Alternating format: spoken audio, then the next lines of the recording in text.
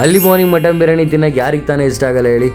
ನಮಗೆ ಒಂದ್ಸಲ craving start ಆಗೋದ್ರೆ Hosakote ದಮ್ ಬಿರಿಯಾನಿಯಿಂದ ಹಿಡಿದು ಚನ್ನರಾಯಪಟ್ಟಣ ಲೋಕಿ ಬಿರಿಯಾನಿವರೆಗೂ ಹುಡ್ಕೊಂಡು ಹೋಗಿ ತಿಂತೀವಿ. ಈಗ ನಾವು ಬಂದಿರೋ ಜಾಗ ಯಾವುದು ಅಂದರೆ ನಾಗರಬಾವಿಲಿ ಅರ್ಲಿ ಮಾರ್ನಿಂಗ್ ಬಿರಿಯಾನಿ ಸ್ಟಾರ್ಟ್ ಆಗಿದೆ.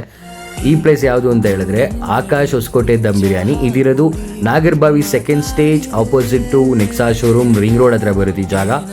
ನಾವಿಲ್ಲಿ ವಿಸಿಟ್ ಮಾಡಿದಾಗ chicken biryani, mutton biryani and kebab ಕೂಡ ಟ್ರೈ ಮಾಡಿದ್ವಿ. ನಮಗೆ ಎಲ್ಲನೂ ಕೂಡ ಇಷ್ಟ ಆಯಿತು. ಬಟ್ ಮಟನ್ ಬಿರಿಯಾನಿ ತುಂಬ ಮಸಾಲ ಜಾಸ್ತಿ ಅಂತ ಅನ್ನಿಸ್ತು. ಸೊ ಮಸಾಲ ಕಮ್ಮಿ ಇದ್ದಿದ್ರೆ ಇನ್ನೂ ಚೆನ್ನಾಗಿರ್ತಿತ್ತೇನೋ. ಇದು ನನ್ನ ಆನೆಸ್ಟ್ ರಿವ್ಯೂ.